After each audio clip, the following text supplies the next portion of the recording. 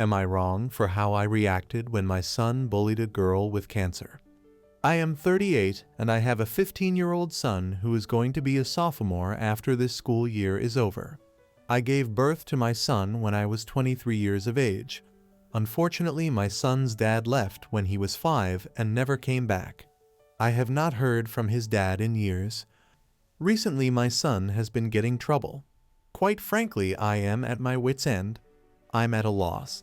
My son made new friends that have been nothing but trouble. My son and his friends have shoplifted from stores, skipped school, and has been a smart butt.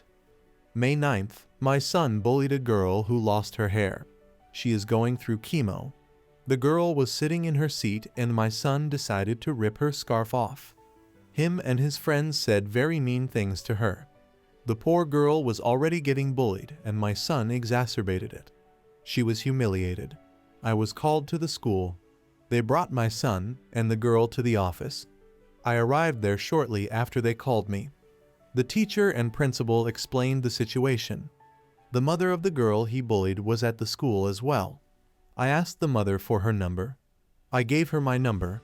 I told her that if she needed anything to not hesitate to ask. My son was given 2 days of IS for bullying. My son and I got home and I was furious.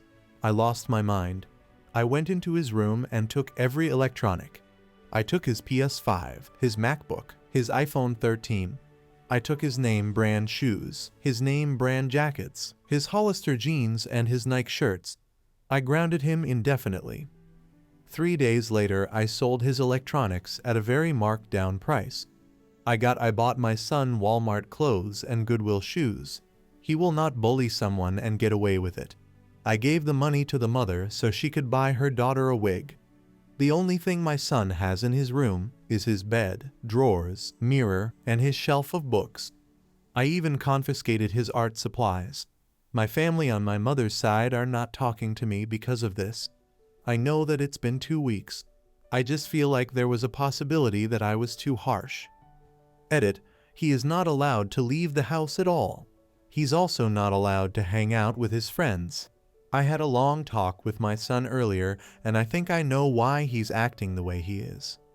Recently, I grounded my 15-year-old son and took everything away after he bullied a girl with cancer for being bald. I gave him back his art supplies to give him an outlet. I am giving him a chance to redeem himself and to earn back electronics, etc. I will be purchasing him new electronics to replace the ones I sold once he shows a change in behavior. We had a conversation earlier. My son told me that he's gay and he was getting bullied. He wanted to fit in with his new friends because he felt like he had no other friends. My son told me how alone he is feeling. This made me feel awful for being hard on him. He will be starting therapy soon. Can someone with an LGBTQ+ child give me advice on how to navigate through this? Update. I gave my son back his art supplies to give him an healthy outlet. He got a part-time job as a bagger for groceries and I will be taking him to and from work. He starts his new job next week. I also talked to the girl's mom and she's doing better. My son recently came out also. He has been getting bullied for being gay and wanted to fit it with his new friends. His new friends were bullies and troublemakers. My son talked to me and he genuinely feels awful about what happened. My son wants to make things right with her. He was sweet and offered to shave his head for her. I guess after me cracking down on him, he did a 180 with his behavior. I am proud of him. He still hasn't gained my full trust for him to have electronics back. When he shows me that I can fully trust him again, I'll buy him a new phone and computer. Next story. Am I the butthole for making someone uncomfortable at the gym? For context, I 19F go to the gym regularly, and because of my job and school, I have a very limited schedule. And I always go during the same hours, which works great, because at this time the gym is almost empty. This Monday, I noticed a new guy 30s, maybe 40s I don't usually pay attention to other people, but I saw him because he was in an area that I have to walk through in order to get to the treadmills. I choose my treadmill and start doing my thing. Not even 5 minutes later, he started using the treadmill right next to mine. which wouldn't be weird, except all the other treadmills were empty around 15. It made me a bit uncomfortable, but I ignored it, finished my hour and left. The next day, exact same thing happens, but this time he greets me. I politely smiled and said hello back, finished my hour and left. Third day, same thing. He is doing other stuff. I arrive. He follows me to the treadmills, picks the one next to me and greets me. This time I said hello back, grabbed my stuff and changed treadmills so I can be far from him. He stayed there for 5-10 minutes before going away. I thought that was the end, but then he came back with one of the employees. They asked me to remove my headphones, and he started telling the employee that I was making him feel uncomfortable and unwelcome. I don't know what he told them, but I explained my side, and the employee told him that people usually want space while working out. It went back and forth between them and the man left. The employee apologized for the inconvenience and left. Fourth day arrives, and when I get to the gym, that same employee greeted me and asked me if that was the only time I could go to the gym. Explained that the man kept complaining about how rude I was and it could all be avoided if we picked different hours. I can't do that because this is the only free time I have. I didn't think I was doing anything wrong, but now I'm thinking that I should have told the man that I would appreciate space before changing treadmills and making things weird for everyone. Edit.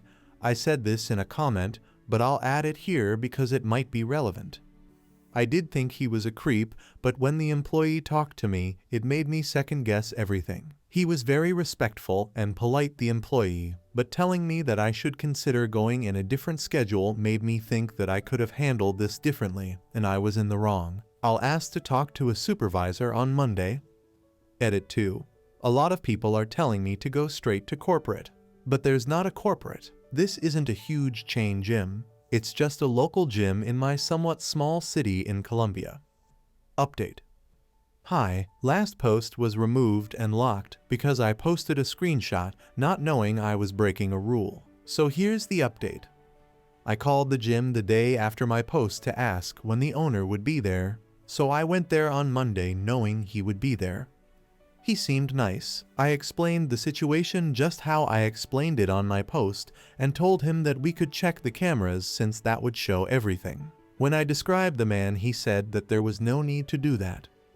I have no idea how, but a lot of people in the comments of my original post guessed it. The creepy guy is friends with the owner, and not only that, but he is married and has children. The owner said that he didn't need to check the cameras because he's known him for more than 30 years. He know that he's a good man, and I must have misinterpreted the situation. I tried to stay firm and tell him that if he looks at the cameras, he can see how everything I said is true. He replied something along the lines of, "These days you can't even look at the direction of a woman because only God knows what she'll accuse you of." I don't know if I translated that correctly, but you get the idea.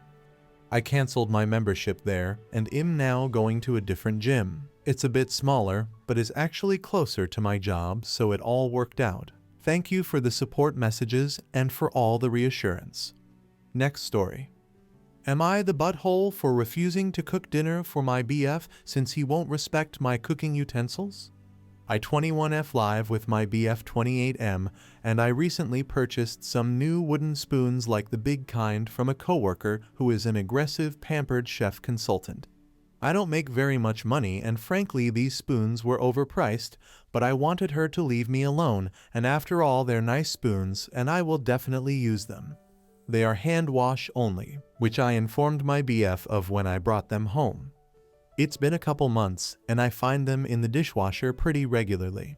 Every time I have nicely reminded him that they are hand wash only and please don't put them in the dishwasher.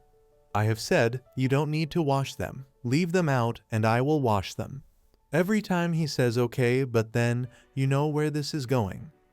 I often come home on my lunch break to keep up with housework. A few days ago, I came home and found one of my wooden spoons in the dishwasher. I texted my BF about it, this time with some emphasis on the fact that I've repeatedly asked him not to put this item in the dishwasher and it will literally end up destroying the spoon, and I really don't want that to happen to a new utensil I just bought.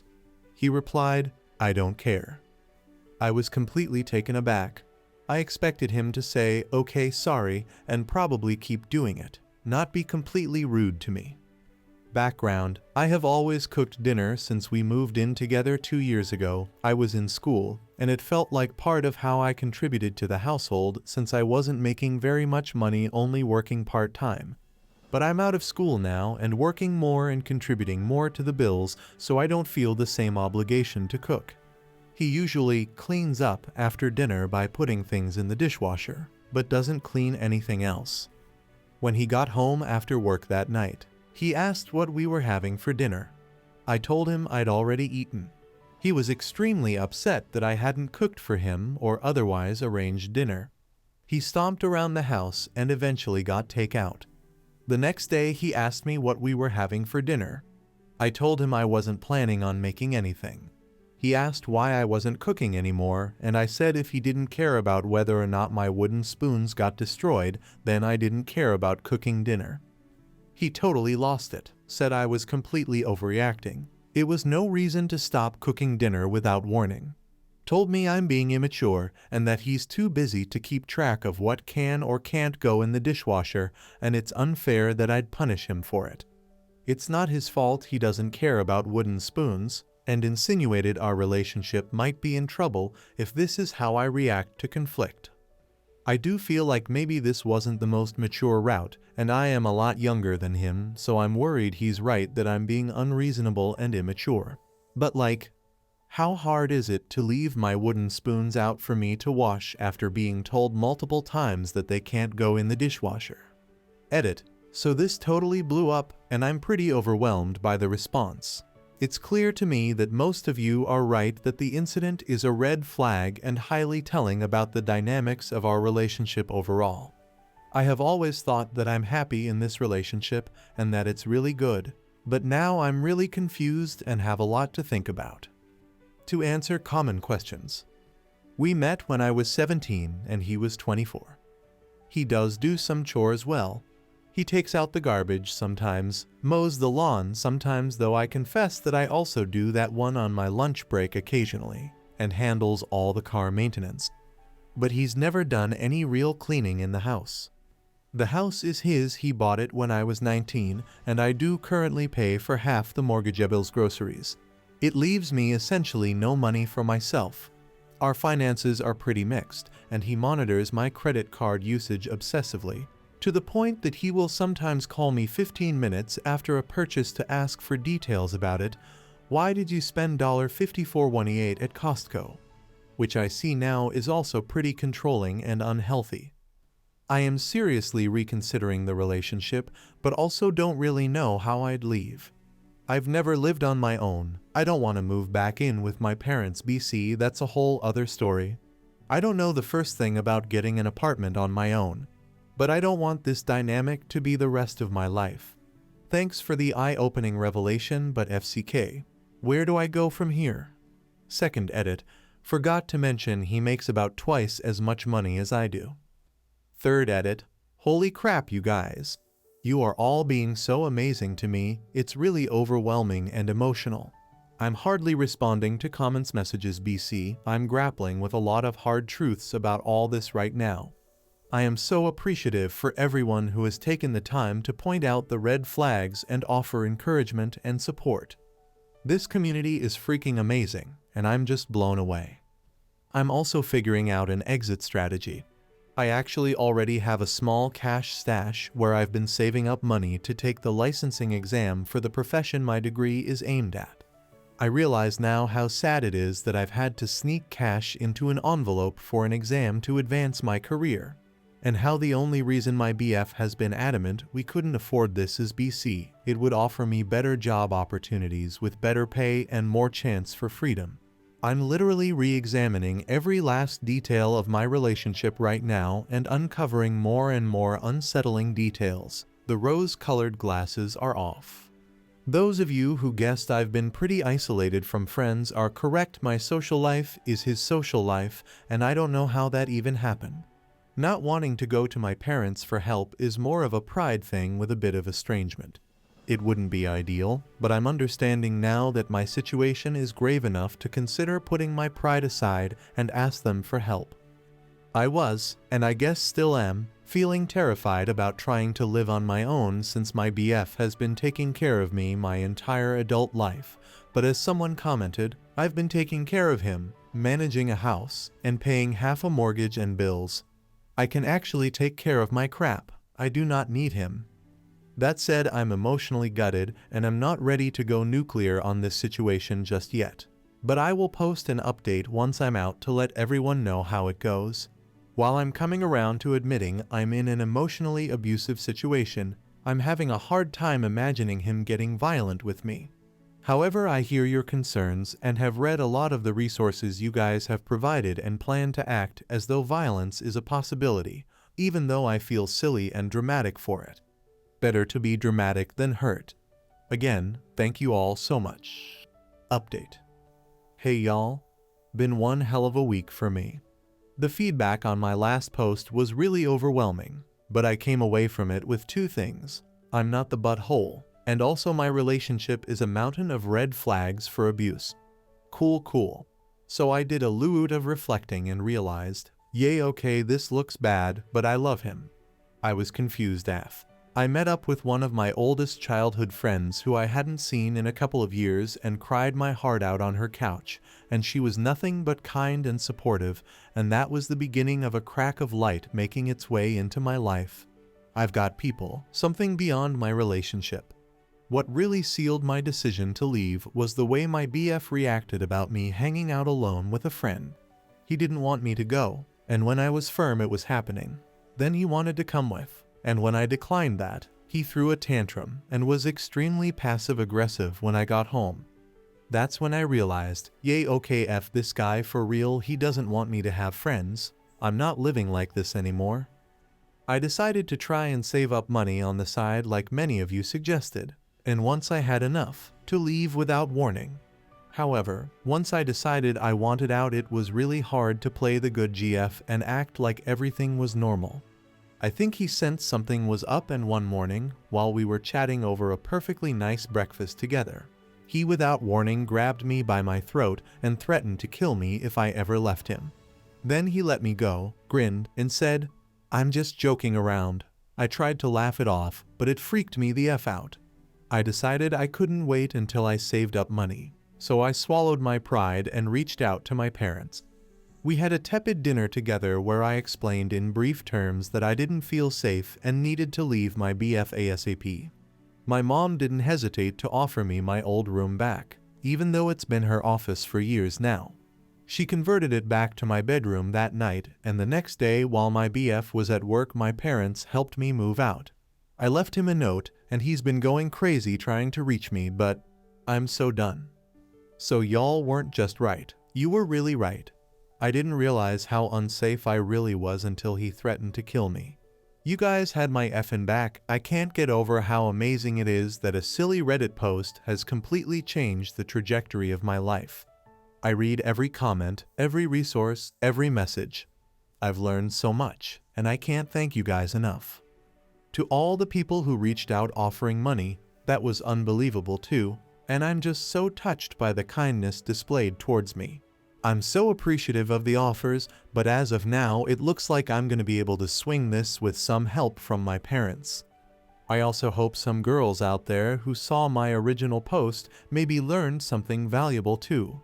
Life is too short to waste any of it on being a bangmaid. Next story. Am I the butthole for telling my fiancé of 8 years to choose between his best friend and I? I'll try not to make this too long, but this needs a lot of context, at least I think so, or I'll start to gaslight myself again. I've been trying to talk myself out of the breakup the whole night. Also apologizing for formatting him a mobile user. Okay, basically my fiancé and I met 8 years ago. 8 years ago, my fiancé and his best friend became business partners as well. When our relationship started off, it was great. Sean was a wonderful boyfriend, and after 3 years, he proposed. He would clean for me, cook for me, etc. He treated me like a princess, sex life was great, and he was seriously the love of my life. After the end of the 3rd year, though, things started to get seriously annoying with his best friend. My fiancé, M27 Sean, and his best friend M30 Ace started to hang out with each other more and more. Ace would pick him up in his Hellcat, and every time he'd get a new stupid modification, he'd call Sean to see it. I didn't think anything of it until they started to spend the night with each other. I posted on a Reddit sub when this happened and asked the same question AO, and I got a lot of "yes, you're overreactings." Editor's note: I was unable to find this post as Oops said she deleted it after all. It was only sometimes on the weekends, and it was so Sean wouldn't have to drive home after work. It was harmless. Well, then it started to be during the week and for 2-3 days at a time. He would go out drinking with Ace almost every weekend and come back home at the crack but at dawn, we are talking like 1 a.m., or not come home at all so he wouldn't drink and drive. Plus, I'm pretty sure they hang out after they get off from work because he comes home later than he did a year ago or so. It got to the point where if he had an outing with Ace the next day, he couldn't sleep or eat from the excitement, or even be intimate for the fear of not being able to concentrate. I got extremely upset at this and accused him of not being attracted to me, but he assured me that wasn't it. And when the outing was done, he was right. He'd be just as attracted to me as before. Regardless, it was weird. I felt like boundaries were getting crossed. I left this out on the first Reddit post that I deleted, but he had an accident at work and Ace called me saying that he would be the one to take Sean to the hospital, and I argued with him, but Ace took him anyway. I didn't even know what hospital he went to or anything. Sean was fine and insisted that he went to Ace's house afterwards because he didn't want to be alone. I told him that hurt me because it seemed like he was saying that he felt alone with me. Again, he assured me that wasn't the case and it was the shock of the physical UCL accident. And Ace was like his brother and his only family. Sean doesn't have much family, and it's only me, Ace, and his aunt that he barely talks to. During my dress fitting, he brought Ace. Which, I should mention, he spent the night with Ace the night before the dress fitting and was 10 minutes late with my family there. When I saw Ace, I was furious. He yelled at me the first time a week ago when I asked him, "Are you and Ace having some weird thing going on?" It was along those lines. It was more like a joke, but he was like, "Oh God, no, I'd never. I don't even like men and Ace is like a brother." Which he's never had an interest in men before, but what? Please tell me I'm not crazy? He also likes a lot of woman models, etc., etc. Anyway, all of that was weird, including all the times they'd just hang out on the weekends and Sean would dress up for hours, and put on cologne, and then Ace would show up in just a baggy hoodie with a chain and jeans. But this took the cake. He missed our 8-year anniversary dinner for the first time to celebrate 8 years of him and Ace meeting becoming business partners. I was furious. If this didn't make it any better, he was apparently blackout drunk and stayed over at Ace's. I could have driven to Ace's, etc., etc., which is what my friends were saying. But why would I do that? I'm tired of it genuinely. When he got back home, he was apologizing profusely and telling me how much he loved me and our relationship, but I told him that it would be over if he didn't choose between Ace and I. He looked defeated and told me that Ace was like family, and he couldn't believe I'd ask him that, and I stormed out the house after ignoring every single compromise he threw at me. Even if our lease isn't up, I stayed at my parents' and I am so ready to just stay here. He called me several times in the last day and left me voicemails. Honestly, I'm debating picking up and talking things out, but I can't help but think I am the problem here. Am I overreacting? Update. I called Sean at my parents' house, crying in the phone. We talked until 3 a.m. and the engagement is called off. To nobody's surprise, Sean admitted something was happening between the two I explained the Reddit post and he called me malicious for blasting him online. I told him that he's lucky I didn't blast Ace and him on our socials Facebook. After that comment, I explained the comments. There was a particular comment where they mention Ace's feelings and how I should ask Ace. I said I might just do that. Sean told me not to, and told me straight out that Ace had feelings for him. I was speechless. I asked him how long he knew, and he said since a few years ago. So I asked if there was anything between the two, and he told me, I don't know.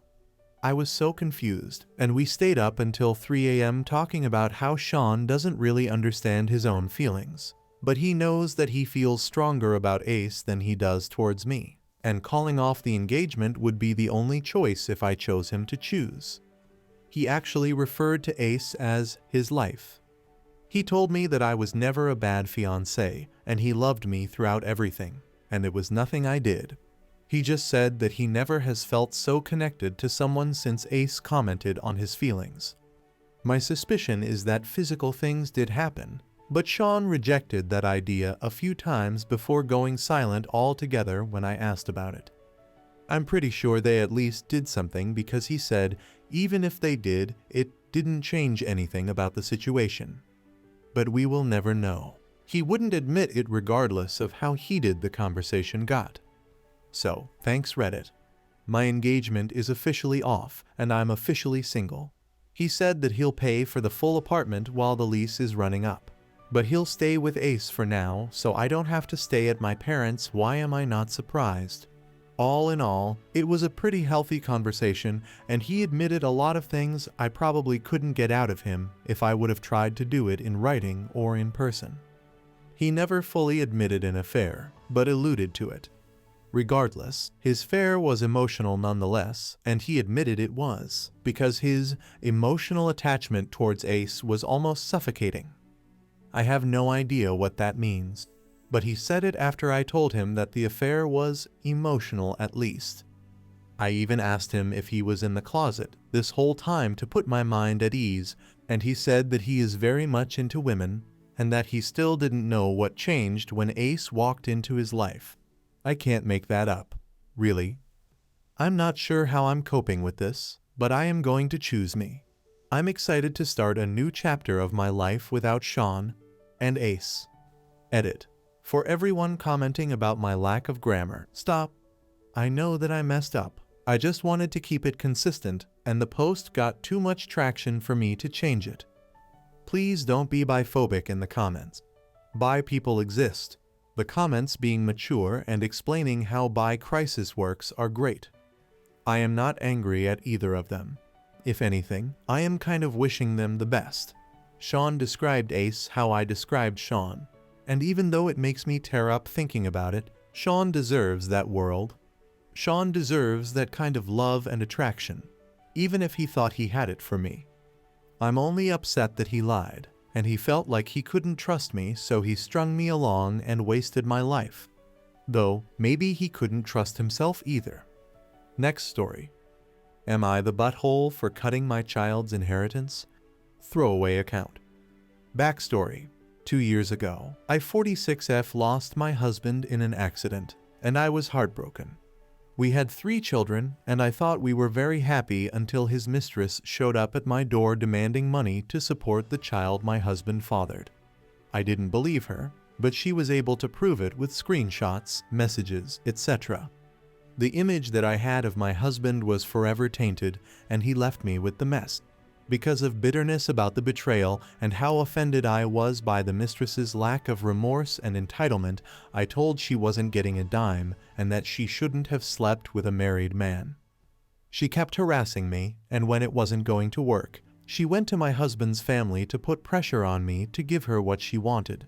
She even tried to involve my children, leveraging her silence for money.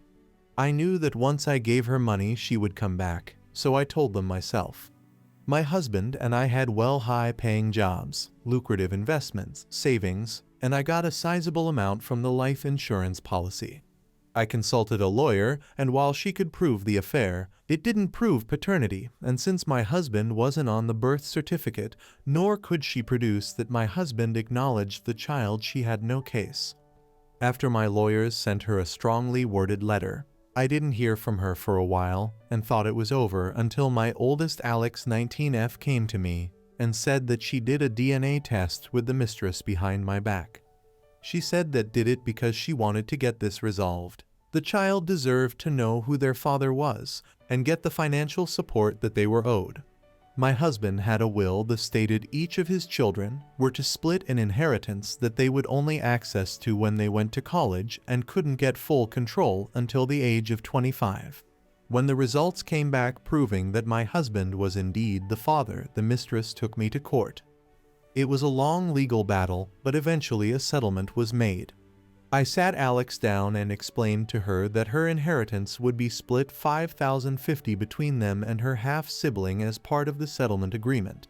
When she asked if my other children had to split theirs, I told Alex no. My husband's will stated that it had to be split, but it didn't say it had to be equally, and until each of the children turned 25, I had full control. Alex was upset, saying that it wasn't fair. I countered saying that it wasn't fair that my other two children had to get a lesser share because of my eldest choices, and if they wanted their full share, they shouldn't have done the DNA test. There's still plenty of money for Alex to finish college, she just won't have much after that, and I do plan on dividing my own estate equally in my own will. All of this Alex knows, but they are still giving me the cold shoulder. My own siblings think that it wasn't fair and I'm punishing Alex for doing right by her half-sibling. But I don't see that way. Am I the butthole? Update. Thank you to everyone's responses, even the ones calling my "you are the butthole," but based on a few frequent questions, comments and/or themes, I feel like I need to clarify some things. Alex is my daughter, not my son. When I first started writing this, I wanted to leave gender out of it in case it influenced people's judgment, but then I remembered that Reddit tends to prefer that age and gender get mentioned, so I added 19F at the last minute. Hope that clears it up a little. My other two children are Junior 17M and Sam 14F. The half-sibling is now 5. When my husband drafted the will 10 years ago, he initially named just our children, but a friend of ours had an oops baby. So he changed it to be just his children in case we had another one. At least that's what he told me. After the mistress threatened to tell my children, and I decided to tell them. I sat them all down and explained the situation. They were understandably devastated and asked if they really had another sibling. I told them that I didn't know and that if the mistress could prove it, she might get some money. I told them that if they wanted to know if they had a sibling or not, we could find out, but I made sure that they understood that their inheritance could be affected, and other people might come out claiming the same thing and get more money. Initially, all of my children said that they didn't want to have to deal with that, and so I did everything that I could to protect them. But I guess Alex had a change of heart.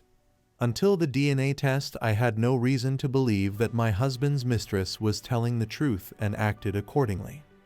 I kept following my lawyer's advice, and if she wanted the money, the burden of proof was on her. While some of you might think please understand that my decision wasn't spiteful.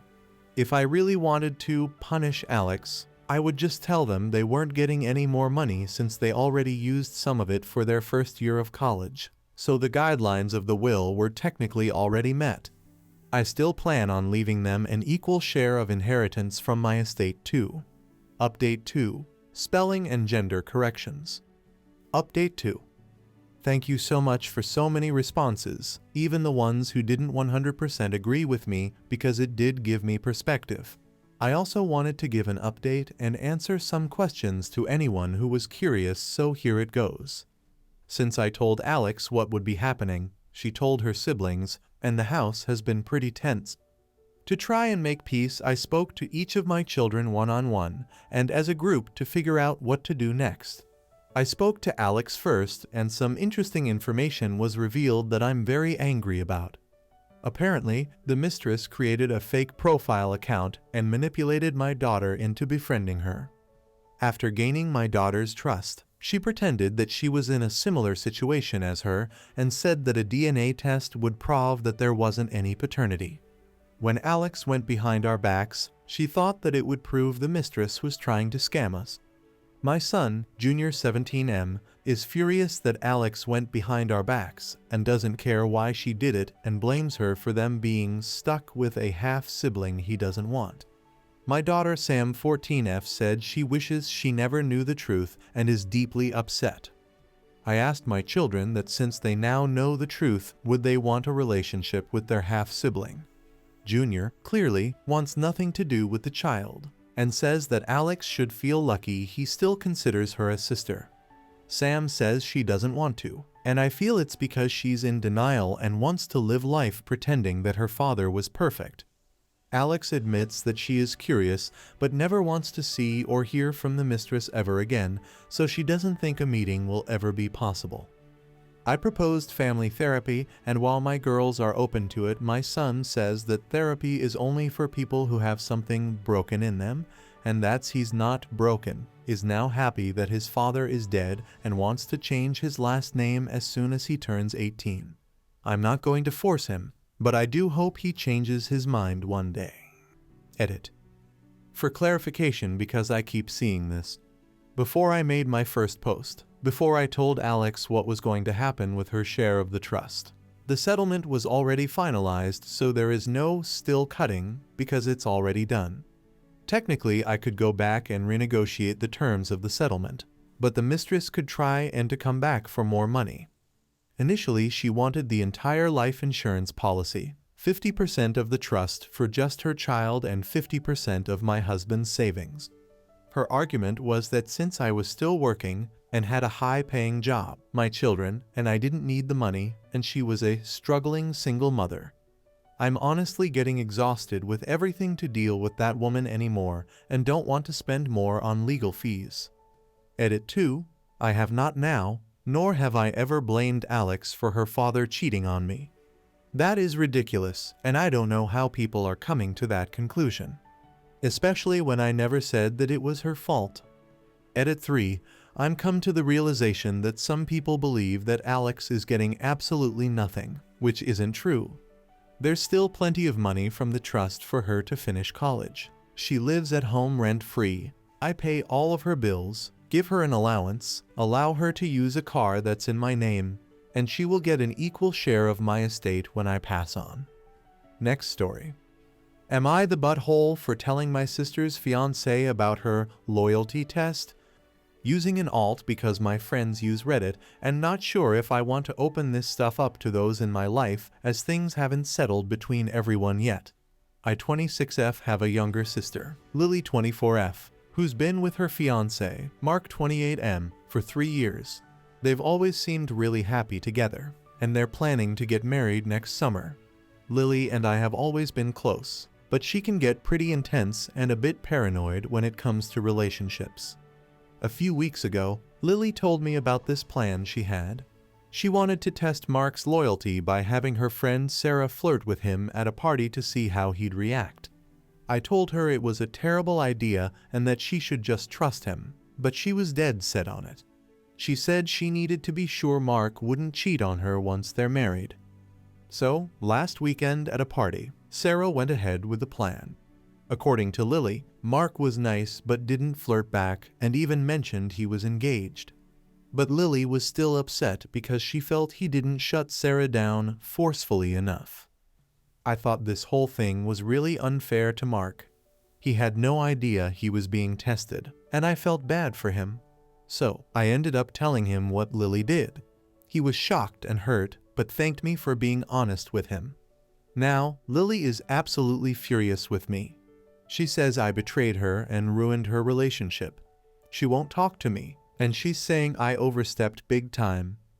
Our parents are split on this. Mom thinks I did the right thing, but Dad thinks I should have stayed out of it.